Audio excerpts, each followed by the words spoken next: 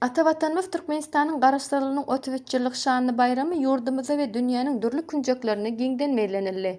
Amerikanyň Birleşen Ştatlarynyň iň uly ştatlarynyň biri bolan Kaliforniýa ştadynyň dünýä belli San Fransisko şäherinde Türkmenistan ilkinji gebek geçirilen Türk festiwalyny tanışdyryldy. Turkmenistan, my ancestral home.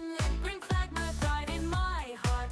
Endless love, memories always filled with hope. In the azure skies proudly rises my flag. It shines with the Turkmen's determination, gleams with their courage.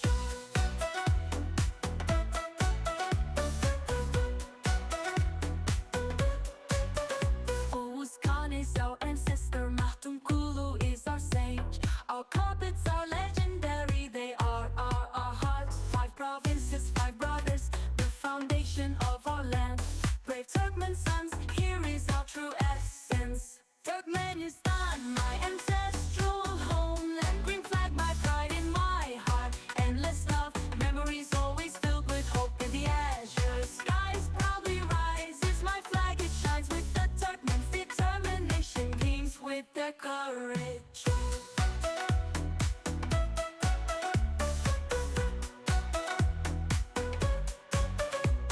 The wing of the Turkmen, our Akal take a horse. Push step be recognized by UNESCO, it is our art. The melody of the tutor, a song in the heart.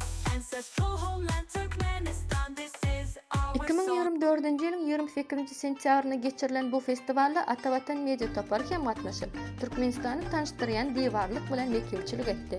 Türkmen milli el işleri we gymmatlyklary görkezlen bu diýwarlyk mehmanlarda aýratyn täsir galyrdy. Mehmanlara Kaliforniýada ýaşaýan türkmen maşgalasynyň taýýarlan pişmesi hödürlerini we ýörükli gaplarda gaplanan pişmeler çäräniň ilkinji fagadyna paýlanyp oturdy.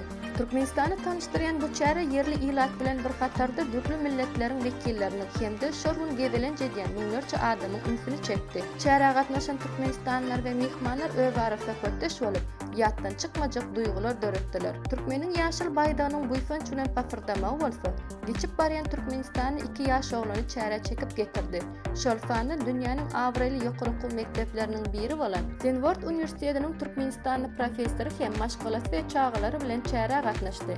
San Fransiskoda ýaşaýan türkmen maşgalalary öw ýakynly ýatlamalaryny paýlaşyp Türkmenistanyň diýwarlygyna aýratyn duýgulary başdan geçirdiler. Festiwalyň dowamynda diýwarlygymyza gelip gidenler sanardan köp boldy. 1960-njy ýyllarda Aşgabatda doglan we häzirki wagtda Amerikanyň öňdebarjy kompaniýalarynyň birine zähmet çekýän ýaşuly Türkmenistandan gaýdany 14 ýyl bolsa-da, men Amerikanyň raýaty, emma pasportymda doglan ýerim Aşgabat diýilýär diýip buýsan çülen gurrun berdi. Bu gurrun Atawatanyň dünýäniň nirede bolsaň-da, ýürekde hemişelik orun alýanlygynyň aýdyn mysalydyr. Ol ýaşulynyň ikinji sapar gaýtadan çäräniň bolýan ýerine gelenligini diýwarlygymyzda bir näçe wagtlap duranlygyny bellemek gerek. Diýwarlygymyza gelen ýaş daşar ýurtlygy bolsa, 15 ýyl mundan awal 6-njy synp mektep okuwçysy wagtym ejemiň işi üçin Aşgabatda 6 aý ýaşatdym. Türkmenistanda ýaşan döwrüm türkmen milli gymmatlyklarynyň täsirini unutmadym. Ol gymmatlyklaryň suratyny çekip ejemi görkezjek diýdi.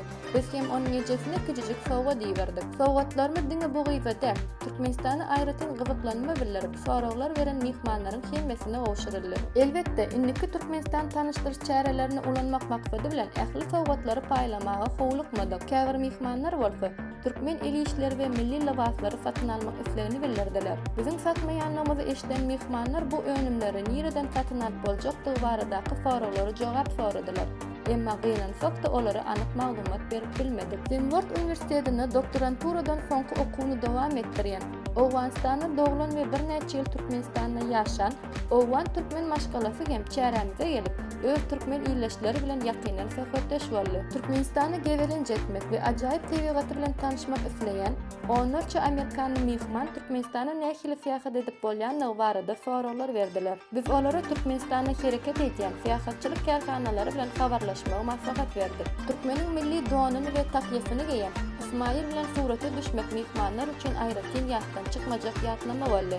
Käbirleri özlerini ýadygarlyk hökmünde türkmen dowanyny we takyfyny geýip surata düşdiler. Elbetde diwarlygymyza gelenleriň ählifi Türkmenistan barada köp zatlary bilmeýär. Şonuň üçin biz ýerli adamlara ýurdumyzyň geografik ýerleşişi we esasy maglumatlary barada gurrun berdik. Bu bolsa dünýäniň durly künjeklerinde ýaşaýan türkmen raýatlaryny şeýle çäreleri iýgiderli geçirmeginiň ähmiýetini ýene-de bir gebek görkezdi. Festivalda türk lezzetiniň we füýjülikleriniň sözdaşy hem uraldy. Dürli ýurtlaryň wekilleriniň sanat ufatlarynyň çykyşlary guruldy.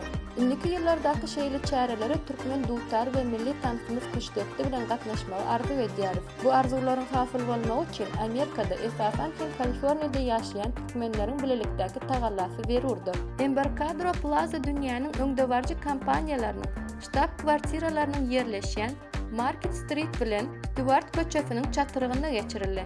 Hi everyone, thank you so much for coming. This is the first Turkish festival in the Bay Area. We waited for this for so long, and we are hoping that we will continue to do this annually. And we are not just here as a Turkish American Association. We also invited our fellow Turkic republics. We have Kazakhstan, we have Azerbaijan, we have Uzbekistan, we have Turkmenistan. Okay, come on. The wing of the Turkmen, our Akal Teke horse, Kuştepe recognized by UNESCO, it is our art. The melody of the dutar, a song in the heart, ancestral homeland Turkmenistan, this is our song. Turkmenistan, my ancestral homeland, green flag, my pride in my heart, endless love, memories always filled with hope in the azure skies, proudly rises my flag, it shines with the Turkmen's determination, gleams with their courage.